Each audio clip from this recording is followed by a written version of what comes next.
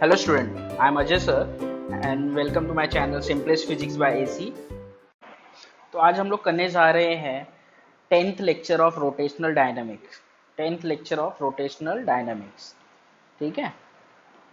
ये देखो, सो 10th lecture. देखो स्टूडेंट, लास्ट टाइम हम लोगों ने क्या पढ़ा था, एक बार रिकलेक्ट कर लो। Rotational dynamics, okay. करोगे तो बहुत ही सिंपल, मैंने डेरिवेशंस किए थे लास्ट टाइम। एक टॉर्क का डेरिवेशन किया था, torque of rotating body. Torque का फॉर्मूला क्या आया था, याद करो। Torque tau is equal to I into alpha, right, I into alpha. और एक दूसरा फॉर्मूला भी किया था हम लोगों ने, एंगुलर मोमेंटम। एंगुलर मोमेंटम, ठीक है। नहीं देखे हो तो वीडियो डिस्क्रिप्शन में दिया हुआ है, वहां से जाके देख सकते हो पूरा डेरिवेशन कैसे आता है ये रिलेशन। ये तो L stands for angular momentum is equal to I into omega, understand? Okay, अब नेक्स्ट क्या है। नेक्स्ट हम लोगों ने किया था law of conservation. Law of conservation of angular momentum. Conservation of angular momentum. Angular momentum, ये मैंने डेरिवेशन से प्रूव करके बताया था कि ये कंजर्वेशन लॉ मतलब क्या होता है कि किसी भी बॉडी का एंगुलर मोमेंटम जो पहले होता है, इनिशियली होता है, वही फाइनली भी होता है। मतलब एंगुलर मोमेंटम में कोई चेंजेस नहीं आते। बट इसके लिए कंडीशन है, if torque, external torque applied, एक टॉर्क मतलब मैं यहाँ पे लिख रहा हूँ torque external is equal to 0, तो उस टाइम पे क्या होगा, there is no change in angular momentum. तो change in angular momentum is also 0 if external torque is 0, external torque applied on the body is rotating body is 0, then change in the angular momentum is also 0। कहने का मतलब क्या है, dl upon dt is equal to torque आता है। फॉर्मूले के last में हम लोगों ने ये फॉर्मूला फाइंड किया था, डेरिवेशन के लास्ट में, लॉ ऑफ कंजर्वेशन का, ठीक है। एक बार रिवर्स करके देख लेना क्योंकि ये सब पॉइंट बहुत ही इंपॉर्टेंट है, ठीक है। ये बार बार सीखने नहीं मिलता है इस बार, इसलिए एक बार डिस्क्रिप्शन में जाके लास्ट वीडियो जो भी है, 9th वीडियो का डिस्क्रिप्शन दिया है मैंने, वहां से देख सकते हो अच्छे से इसका मतलब क्या होता है। तो D L upon D T is equal to tau, और टाउ मतलब एक्सटर्नल टॉर्क, और एक्सटर्नल टॉर्क जीरो कब होगा, जब एल इज कांस्टेंट। जब क्या होगा, एल क्या होगा, कांस्टेंट होगा, तभी तो टॉर्क जीरो होता है। तो यहाँ पे बहुत ही सिंपली प्रूव हो गया था, ठीक है। अब इसको थोड़ा सा इलेबोरेट करूंगा एक एग्जांपल लेके कि law of conservation of angular momentum का एक्चुअल यूज क्या हमारे लिए, ठीक है। तो उसका एक्चुअल यूज पता चलेगा तो तुमको थोड़ा और इंटरेस्ट आएगा इसमें। तो initial moment angular momentum is equal to final angular momentum of a rotating body. अब इसके आगे इसका इंपॉर्टेंस बताता हूँ, देखो नीचे जाते हैं हम लोग। हाँ, यहाँ पे देखो, तो मैं इसका एक एग्जांपल लेता हूँ, बहुत ही सिंपल सा एग्जांपल लूंगा मैं यहाँ पे। यहाँ पे बहुत ही मतलब बहुत ज़्यादा नहीं सिखाने वाला हूँ इसके विषय में, छोटा सा एग्जांपल ताकि तुमको थोड़ा कुछ इंटरेस्ट आ जाए एंगुलर मोमेंटम के कंसेप्ट में। देखो मैं कंसिडर करता हूँ ये डिस्क है, और ये डिस्क रोटेट कर रही है और किसी एक एक्सिस के अलॉन्ग। सपोज उसका एक्सिस ये है, उसके सेंटर से पास होता हुआ, राइट, डिस्क का एक्सिस, और ये रोटेट कर रही है। तो इसके पास एक इनर्शिया तो होगा ही, इनर्शिया, और इसके पास क्या है दूसरा, इसके पास एक एंगुलर वेलोसिटी होगी, एक फिक्स, राइट, कांस्टेंट वेलोसिटी से मूव कर रहा है, तो आई और ओमेगा। तो मैं कंसिडर करता हूँ इनिशियली इसके पास इनर्शिया आई है, और फाइनली इसके पास initially angular momentum sorry angular velocity या फिर एंगुलर फ्रीक्वेंसी कितनी है, ओमेगा 1 है। अब देखो, यही सेम डिस्क पे अगर हम लोग, अगर सेम डिस्क पर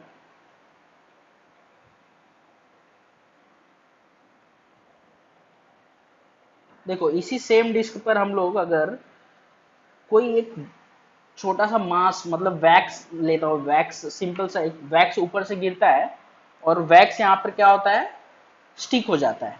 वैक्स क्या होता है, स्टिक हो जाता है, ठीक है। तो वैक्स मैं ले लेता हूँ यहाँ पे, वैक्स सपोज यहाँ पे वैक्स स्टिक हो गया, छोटा छोटा सा मास इसका, ठीक है। तो अब इसका वेलोसिटी तो चेंज हो ही जाएगा, राइट, साथ ही साथ इसके इनर्शिया में भी चेंजेस आएंगे, राइट। आ सकता है I2 ले लेते हैं, ओमेगा 2, राइट। और यहाँ पर एक बात नोट करने वाली कि यहाँ पर हम लोगों ने जस्ट मास इंक्रीज किया है, राइट, मास प्लेस किया है, स्टिक किया है डिस्क के ऊपर। हम लोगों ने यहाँ पे टॉर्क अप्लाई नहीं किया है, ओके। एक्सटर्नल टॉर्क कोई अप्लाई नहीं किया, जस्ट एक ऊपर से एक वैक्स को ड्रॉप किया था। तो इस केस में इसीलिए एंगुलर मोमेंटम का हेल्प लिया जाता है कि जो इनिशियली मोमेंटम था इसका एंगुलर मोमेंटम और फाइनल एंगुलर मोमेंटम दोनों इक्वल होगा। क्यों? क्योंकि हम लोगों ने टॉर्क क्या किया, अप्लाई नहीं किया।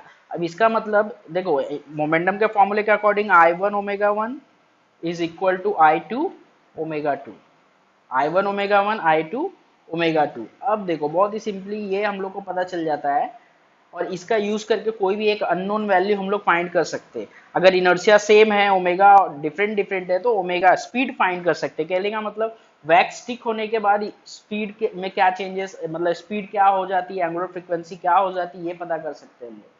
तो इसका यूज इस टाइप के कंसेप्ट में किया जाता है जहां पर इनर्शिया ओमेगा में चेंजेस आते हैं लेकिन इसके टॉर्क में कोई चेंजेस नहीं आता है, राइट। तो समझ गए, इसका एग्जाम्पल था एंगुलर मोमेंटम का कंजर्वेशन लॉ सिखाने के लिए। अब नेक्स्ट टॉपिक में नेक्स्ट हम लोग सीखने जा रहे हैं रोलिंग मोशन। बहुत ही इंपॉर्टेंट कंसेप्ट और लास्ट कंसेप्ट है तुम्हारे रोटेशनल डायनामिक्स चैप्टर का, लास्ट थियरी कंसेप्ट है। इसके बाद हम लोग न्यूमेरिकल्स सीखेंगे, ठीक है। तो अच्छे से देखना रोलिंग मोशन क्या होता है, ओके। देखते हैं। देखो बहुत ही इंपॉर्टेंट कंसेप्ट है ये रोलिंग मोशन, क्योंकि इसमें हम लोग को एक कंबाइंड मोशन देखने मिलता है। अभी तक हम लोगों ने क्या सीखा, सर्कुलर मोशन सीखा है, रोटेशनल मोशन सीखा है, बट यहाँ पर लीनियर मोशन और सर्कुलर मोशन। जैसे मैं एक एग्जांपल देता हूँ रोलिंग मोशन का, उसके पहले मैं कंबाइंड मोशन का एक एग्जांपल देता हूँ। जैसे तो हम जानते हैं कि सन के अराउंड सभी प्लैनेट्स रिवॉल्व करते हैं, राइट। सन के अराउंड सभी प्लैनेट रिवॉल्व करते हैं और रिवॉल्व करते हुए वो लोग अपना क्या करते हैं, ऑर्बिट कंप्लीट करते हैं। तो यहाँ पे दो चीजें कंबाइंड हो गई, दो मोशन कंबाइंड हो गया इसके अंदर। कौन कौन सा मोशन, देखो, एक spinning motion that is rotational motion, that is rotational motion, और एक इसके साथ कंबाइंड होता है दूसरा, ये ऑर्बिट जो कंप्लीट हो रहा है, ये ऑर्बिट कंप्लीट होता है वो सर्कुलर मोशन हो रहा है, राइट। तो रोटेशनल प्लस सर्कुलर का एग्जांपल है ये। बट हम लोग अभी जो करने जा रहे हैं रोलिंग मोशन, रोलिंग मोशन में दो मोशन एक साथ होता है, राइट। इसको रुको एक मिनट, इसको रब कर देता हूं मैं, और रब करने के बाद उसको डिस्कस करते हैं। ये जस्ट फॉर एग्जांपल था कि कंबाइंड मोशन कैसे होता है। तो ऐसे ही रोलिंग मोशन भी कंबाइंड मोशन मैं बोलता हूँ इसको, ठीक है। कंबाइंड मोशन में कौन कौन से मोशन कंबाइंड हो सकते हैं रोलिंग मोशन में, याद याद करो तुम भी नो। ये देखो बहुत ही सिंपल है, तुम ऐसे टेबल के यहाँ जैसे स्कूल में या कॉलेज में पढ़ने जाते हो तुम लोग, तो एक टेबल पे रोल करते हो पेन को, पेन का अगर कैप निकाल दो, उसको रोल करो, तो रोल करते हुए तुम्हारे पेन के पास चला जाता है वो पेन। तो इसका मतलब है कि वहां पर हुआ क्या, सपोज यहाँ पे हम लोगों ने ऐसा, और यहाँ पे बहुत ज्यादा कलाकारी तो नहीं कर पाऊंगा, मैं ट्राई करता हूँ। देखो ये पेन है तुम्हारी, ये राउंड शेप है थोड़ा, मतलब सिलेंड्रिकल शेप है।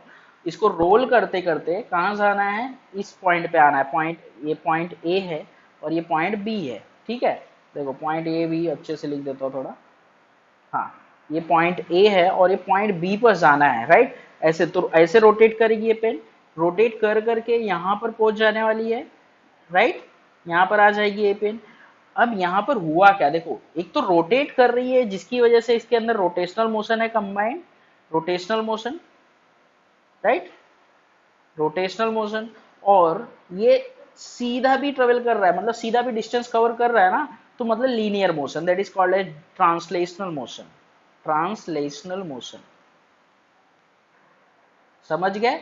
तो मैं लिख सकता हूं बहुत ही सिंपल मैनर में कि rolling motion is equal to, rolling motion is equal to rotational motion, rotational motion plus linear motion और ट्रांसलेशनल मोशन। समझ गए। अब देखो, अब हम लोग को नेक्स्ट क्या इसमें करना है पता है, नेक्स्ट हम लोगों को फाइंड करना है इसमें energy of rolling body, energy of a rolling body over a horizontal horizontal surface, horizontal surface, right.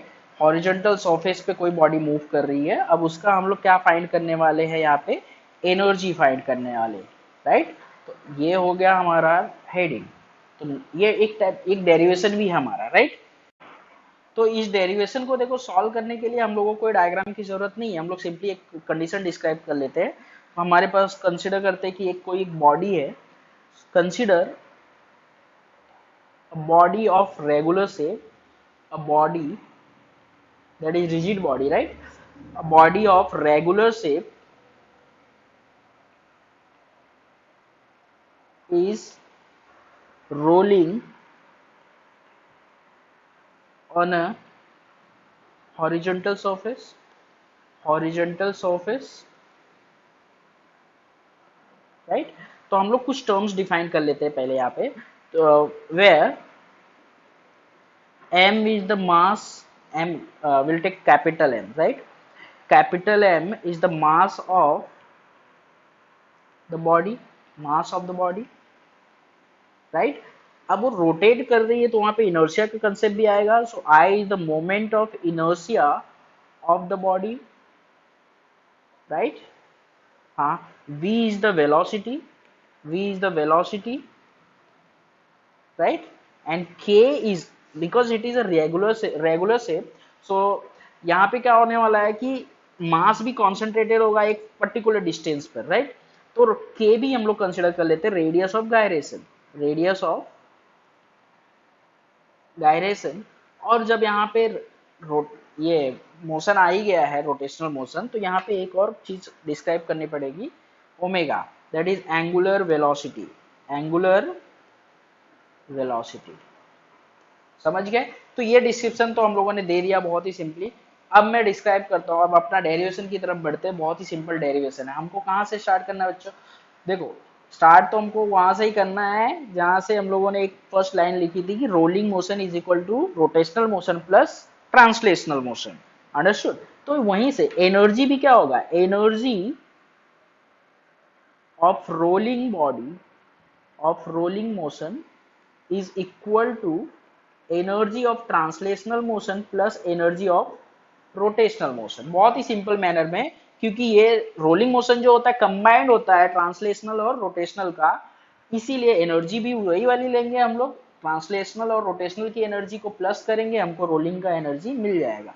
तो ट्रांसलेशनल मतलब लीनियर मोशन में एनर्जी का फॉर्मूला क्या होता है, हाफ एम, कैपिटल एम लिया हम लोगों ने पहले ही, तो एम वी स्क्वायर, ओके। ये ट्रांसलेशनल के लिए है। और रोटेशनल के लिए क्या आएगा, half I omega square, okay. So E rolling में यहाँ पे लिखता हूँ, ई रोल, ओके।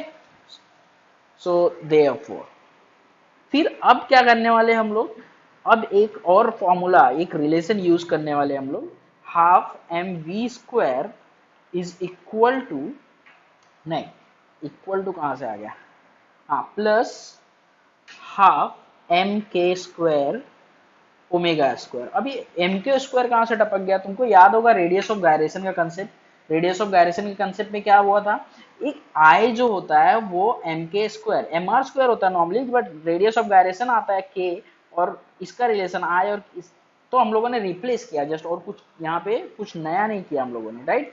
अब देखो हाफ एम तो कॉमन आ गया, दोनों जगह दिख रहा है हम लोगों को। तो और देखो वी स्क्वायर प्लस के स्क्वायर ओमेगा स्क्वायर, एक ये फॉर्मूला हो गया, बट इसको और थोड़ा अच्छे से अच्छे मैनर में ला देता हूँ मैं इसको, अच्छा दिखेगा, थोड़ा अच्छा दिखेगा, मतलब एक पर्टिकुलर फॉर्मूला बनाता हूँ जो तुम्हारे टेक्स्ट बुक में दिया हुआ है। तो अब यहाँ पे ओमेगा और वी का भी रिलेशन यूज करते हैं हम लोग, राइट। तो अब देखो वी तो वी है, प्लस के स्क्वायर ओमेगा स्क्वायर की जगह पे V square upon are square. अब ये कहाँ से आ गया भाई, तुमको याद दिलाना पड़ेगा सर्कुलर मोशन का concept, v is equal to R into omega होता है, तो omega is equal to V upon R, तो ओमेगा का स्क्वायर और v का भी स्क्वायर आर का भी स्क्वायर हो जाएगा, okay. So is equal to में हाफ, अब देखो अब क्या कॉमन आएगा, v स्क्वायर भी कॉमन आ गया है बच्चों, तो half M we square 1 plus के स्क्वायर अपॉन आर स्क्वायर। देखो अब ये हो गया हमारा final equation, total energy of a rolling body, total energy of a rolling body, okay. तो यहाँ पर दिख रहा होगा तुमको कि ये जो टर्म है वो रोटेशनल मोशन डिस्क्राइब करता है और ये ट्रांसलेशनल मोशन डिस्क्राइब करता है, राइट। और इसको एक छोटा सा फॉर्मूला हम लोगों ने फ्रेम कर दिया है जिससे हम लोग rolling motion on horizontal body का एनर्जी फाइंड कर सकते हैं, right. So this is total energy of a rolling motion. Okay, अभी नेक्स्ट हम लोग फाइंड करने जा रहे हैं acceleration and velocity, acceleration on and velocity of rolling motion on an inclined plane। तो नेक्स्ट कंसेप्ट हमारा रोलिंग मोशन का acceleration and velocity, right. So rolling motion acceleration and velocity,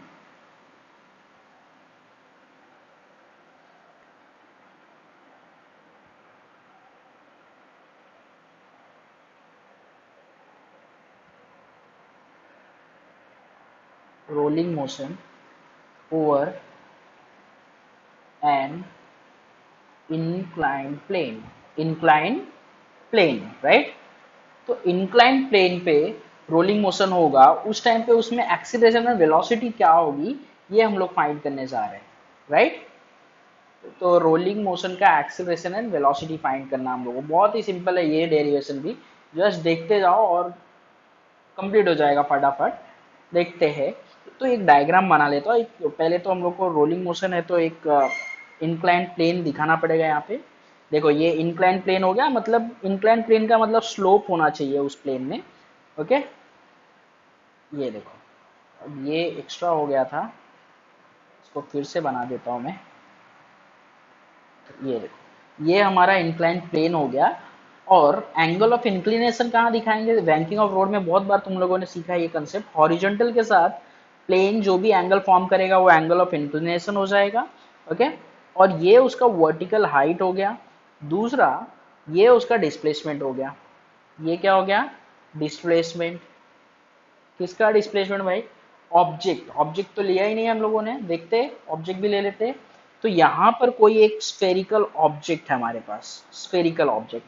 अब ये क्या करेगा, पॉइंट ए से बी पर आएगा, पॉइंट ए से बी पर आएगा और रोल करते हुए आएगा, स्लाइड नहीं करके आएगा। मतलब फ्रिक्शन लेस नहीं, ये फ्रिक्शन फ्रिक्शन वाला सरफेस है और ये स्लाइड करते हुए नीचे आएगा। सॉरी, स्लाइड करते हुए ना, रोल करते हुए। स्लाइड करेगा तो उसमें प्योर मतलब लीनियर मोशन होगा, रोटेशनल मोशन नहीं होगा, समझ के लेना। अब देखो ये डिस्प्लेसमेंट एस कवर करेगा, इसलिए एस ले लिया है, सब कुछ क्लियर है पहले से। तो इनिशियली इसके पास वेलोसिटी यू है जो कि जीरो रहने वाली, क्योंकि रुका रहेगा ना स्टार्टिंग में। अब वहां से गिरना स्टार्ट करता है और गिरने के जस्ट पहले, मतलब कंप्लीटली रेस्ट में आने के जस्ट पहले जो भी वेलोसिटी होगी इसके पास वो होती है v, राइट। तो u and v initial and final velocity भी सेलेक्ट कर लिया हम लोगों ने। अब देखो डिस्क्राइब कर लेते थोड़ा सा। तो consider a spherical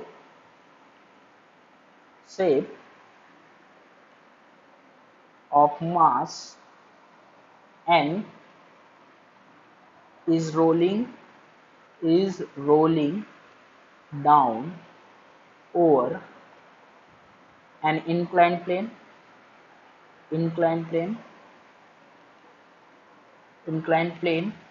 where theta is the angle of inclination, theta is the angle of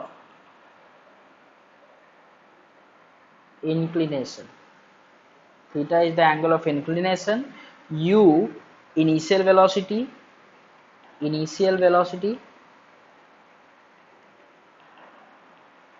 v final velocity and S क्या है, डिस्प्लेसमेंट है। मतलब सब डिस्क्राइब करना पड़ता है, जो जो डेरिवेशन में हम लोग यूज करते हैं ना वो हमको डिस्क्राइब करना जरूरी है, तभी डेरिवेशन पे मार्क्स मिलते हैं, नहीं तो नहीं मिलेंगे। ओके, एक जस्ट फॉर नॉलेज है, तुमको पता है, एक आइडिया जनरेट होना चाहिए कि कैसे लिखोगे। ओके, एच क्या होता है, उसका हाइट हो गया प्लेन का। ओके, अब स्टार्ट करते हैं मेन बॉडी। मेन बॉडी मतलब ऑब्जेक्ट ए से बी पर मूव कर रहा है, ये है हमारा स्टार्टिंग पॉइंट। चलो स्टार्टिंग पॉइंट से स्टार्ट करते हैं। हाँ, तो since object is rolling down from height from height h. So therefore its kinetic energy and potential means total energy will be conserved. मतलब देखो ये स्फेरिकल बॉडी यहाँ से यहाँ पर आएगा तो उसके एनर्जी में कोई चेंजेस आने वाला है क्या? नहीं, टोटल एनर्जी में। काइनेटिक पोटेंशियल में कन्वर्ट होगा, पोटेंशियल काइनेटिक में कन्वर्ट होगा, बट टोटल एनर्जी में चेंजेस नहीं आने वाला है by law of conservation of energy. Therefore so potential energy because rest पे है ना, potential energy at point A is equal to kinetic energy at point B. बहुत ही सिंपली ये क्यों लिखा भाई हम लोगों ने, यहाँ पे लिख दो by law of conservation of energy, by law of conservation of energy. Okay, so PE मतलब पोटेंशियल एनर्जी। पोटेंशियल एनर्जी का फॉर्मूला क्या होता है भाई? M G H. M G H simple formula यही सीखा है तुम लोगों ने। किसी हाइट पर मास m रहे और उसमें एक्सेलरेशन ड्यू टू ग्रेविटी भी कंसीडर करना पड़ता है, तो एम जी एच। और काइनेटिक एनर्जी बिकॉज यहाँ पे रोलिंग मोशन हो रहा है भाई, रोलिंग मोशन का हम लोगों ने पहले से ही फाइंड करके रख लिया है, तो half M we square 1 plus के square upon are square, 1 plus के स्क्वायर अपॉन आर स्क्वायर। चलो अब देखते हैं, बहुत ही क्लियर है। मास मास से कैंसिल हो जाएगा और कुछ कैंसिल हो रहा है, हमको वेलोसिटी फाइंड कर, हमारा हेडिंग क्या है भाई? Velocity and acceleration. तो पहले वेलोसिटी और फिर एक्सीलरेशन फाइंड करना है। तो वेलोसिटी फाइंड करने का प्रोसेस स्टार्ट करते हैं। ये 2 को इधर लेके आओ क्योंकि v चाहिए ना हम लोग को, तो 2 को दूसरे साइड लेके आओ भाई। 2 को दूसरे साइड लेके आओगे तो मैं थोड़ा रिवर्स करके लिख देता हूँ कि वी स्क्वायर इंटू 1 प्लस के स्क्वायर, मतलब लेफ्ट साइड वाला राइट साइड में लिख रहा हूँ, राइट साइड वाला लेफ्ट में लिख रहा हूँ, और इक्वल का left hand side right hand side हम लोग रिवर्स कर सकते हैं। ओके, तो जी एच ये था और ये 2 इधर आया जी एच के साथ, डिनोमिनेटर था, न्यूमरेटर में हो गया मल्टीप्लाई हो गया, मतलब डिवीजन में था। ओके, अब देखो v फाइंड करना, हमारा टारगेट भूलना नहीं हमको, साइड चेंज हुआ तो क्या है। ओके, सो 2gh। अब देखो ये पूरा टर्म, ये वाला पूरा टर्म दूसरे साइड जाने वाला है, बट यहाँ पे ये मल्टीप्लीकेशन के फॉर्म में है, यहाँ जाएगा तो डिवाइड हो जाएगा, तो हमको क्या करना है? डिवीजन, के स्क्वायर अपॉन आर स्क्वायर। समझ गए? अब देखो, अब v फाइंड करना है, v स्क्वायर नहीं, तो v फाइंड करेंगे तो रूट निकालना, ये देखो स्क्वायर निकालना पड़ेगा, तो ये रूट दूसरे साइड में आ जाएगा, और ये रूट पूरा लिखना, आधा अधूरा मत लिखना मेरे जैसा। ओके, देखो कंप्लीट कर दिया। हाँ, 1 प्लस के स्क्वायर अपॉन आर स्क्वायर। समझ गए? तो ये वेलोसिटी का इक्वेशन हो गया हमारा, बहुत ही सिंपली वेलोसिटी का इक्वेशन हो गया। अब बचा एक्सीलरेशन। एक्सीलरेशन भी चलो फटाफट फाइंड कर लेते हैं। सो एक्सीलरेशन ए, एक्सीलरेशन क्या है? ए, ये फाइंड करना है ना। तो by third kinematic equation, by third kinematic equation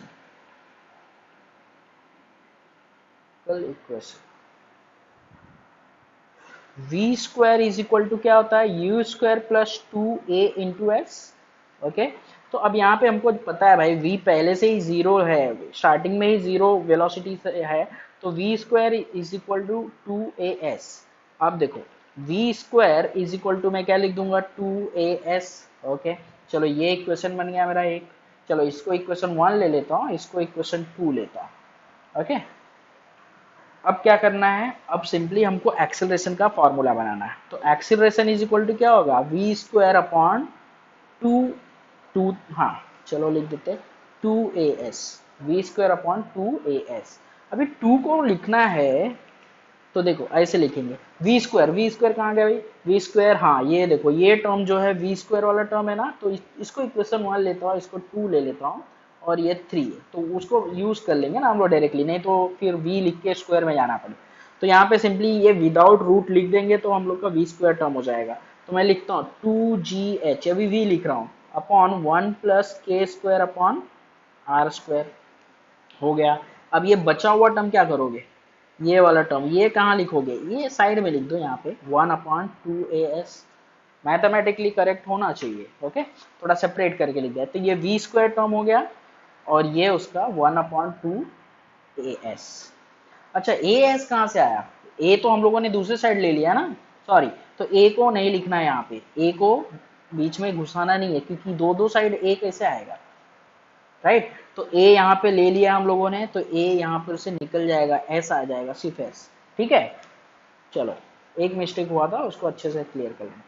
तो एक ये यहाँ भी दोनों जगह नहीं आ सकता ना, तुम समझते हो, इतना अलजेब्रा तो आता ही है। तो 2s, 2s आ गया। आप देखो 2 को कैंसिल कर लो, दिख रहा है कैंसिल करने का, देखो ये 2 और ये वाला 2 कैंसिल।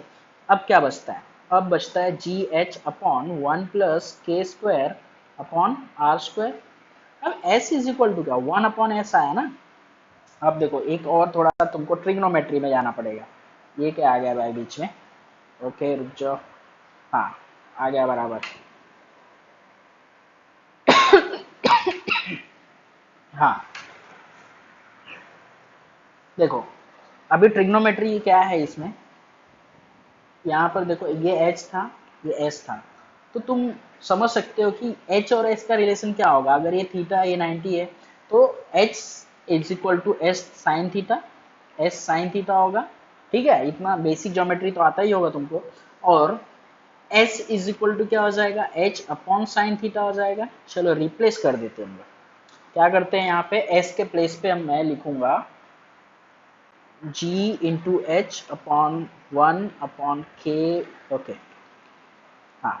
और 1 अपॉन एस की जगह पे मैं h अपॉन साइन थीटा लिखूंगा। अब ये साइन थीटा ऊपर चला जाएगा, ओके। तो जी एच अपॉन 1 प्लस के square upon are square, okay, s sine theta upon h. अब देखो कैंसिल हो जाएगा बहुत ही सिंपली, ये एच इससे कैंसिल हो जाएगा, ओके। तो फाइनली मेरे पास बचता है g sine theta upon 1 plus के स्क्वायर अपॉन आर स्क्वायर। तो ये हो गया अपना एक्सिलरेशन का फॉर्मूला। अरे कट लिया, फॉर्मूला ही कट दे रहा हूँ, चलो कोई बात नहीं।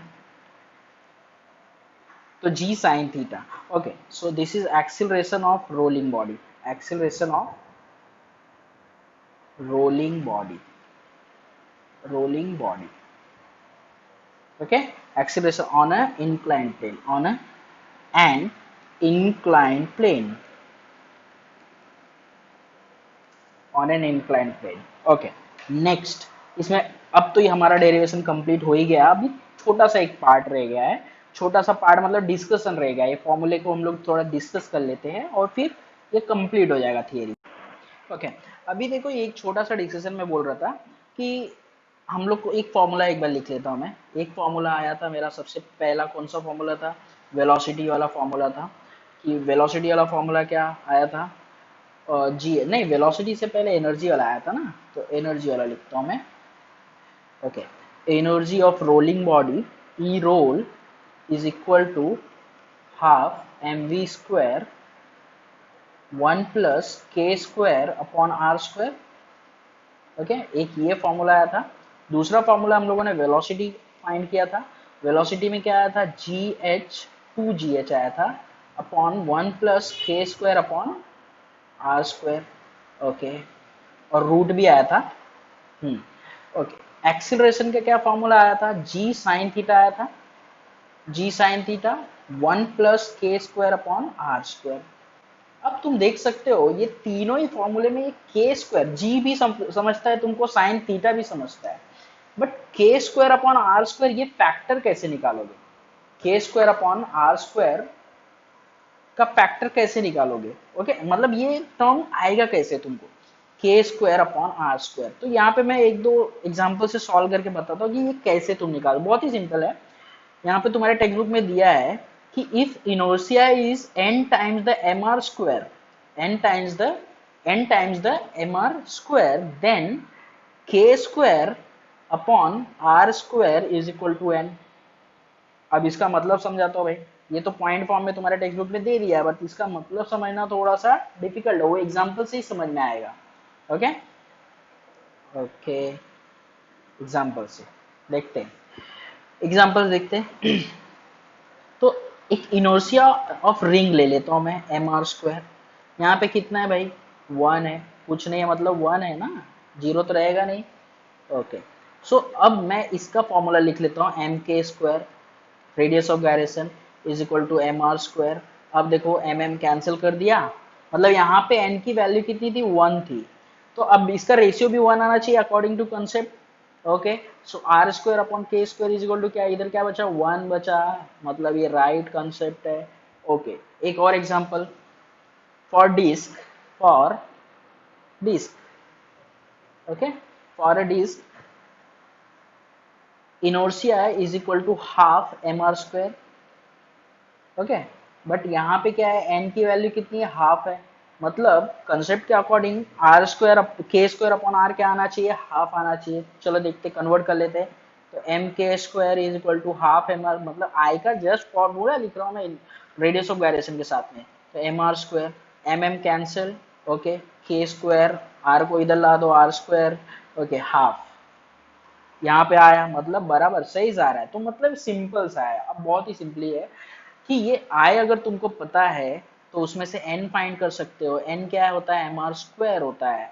Okay, n into m r square, और एन क्या होगा, रेशियो होगा किसका किसका, k square upon are square is equal to n. समझ गए? तो टेक्स्ट बुक में ये फॉर्मूला था। और एक इंपॉर्टेंट रिलेशन, बहुत ही मैजिक है उसमें, थोड़ा सा एक इंपॉर्टेंट रिलेशन याद आ गया तो बता देता हूँ। ठीक है, तुम्हारे टेक्स्ट बुक में ये भी दिया हुआ, मैं अपने से कुछ भी नहीं बताता हूँ। ई रोलिंग, क्योंकि तुम आजकल काम की बात सुनने में ज़्यादा इंटरेस्टेड होते हो, कोई नया नॉलेज लेने के लिए मतलब बोलो क्या सर क्या काम है अपने को। ओके, तो समझो, total energy of rolling motion, अब मैं रेशियो बताता हूँ। Total energy of rolling motion is equal, हाँ हाँ, to the total energy of rotational motion to the total energy of translational motion. अब इसका रिलेशन क्या होता है पता है? इसका रिलेशन बहुत ही सिंपल सा होता है। ओके, देखो लिखते लिखते टच हो गया, एक डिलीट ही हो गया, लिखता हूँ फिर से। Total energy of rolling to the total energy of rotational to the total energy of translational, इसका इक्वल टू में क्या आएगा पता है? जिसका आता है 1 प्लस के स्क्वायर अपॉन आर स्क्वायर। जो रेशियो का रिलेशन ये होता है कि अब रोटेशनल के लिए के स्क्वायर अपॉन आर स्क्वायर, और ट्रांसलेशनल के लिए हम लोग 1 लिखते हैं। ओके, तो ये रिलेशन एक बहुत ही इंपॉर्टेंट रिलेशन है, जिससे तुम रोलिंग पता है तो काइनेटिक फाइंड कर सकते हो, अगर ये तुमको रेशियो पता है के स्क्वायर अपॉन आर स्क्वायर। तो समझ गए? Okay, next. अब हम लोग नेक्स्ट क्या, अभी नेक्स्ट हम लोग न्यूमेरिकल्स करने वाले हैं। उसके लिए इंपॉर्टेंट है कि तुम फॉर्मूलेज और ये पूरे वीडियोस अच्छे से देख के रखो। तो 11th वीडियो में हम लोग स्टार्ट करने जा रहे हैं न्यूमेरिकल। 2-4 लेक्चर न्यूमेरिकल के लिए दूंगा मैं, क्योंकि न्यूमेरिकल्स में तुमको डिफिकल्टी बहुत आती है। ओके, तो चलो मिलते हैं next time. So thanks for watching this video. अगर आपको वीडियो अच्छी लगी हो तो लाइक करो, शेयर करो, और भी वीडियोस के लिए मेरा चैनल सब्सक्राइब करो, सिंपलेस्ट फिजिक्स बाय एसी। चलो, थैंक यू, बाय बाय।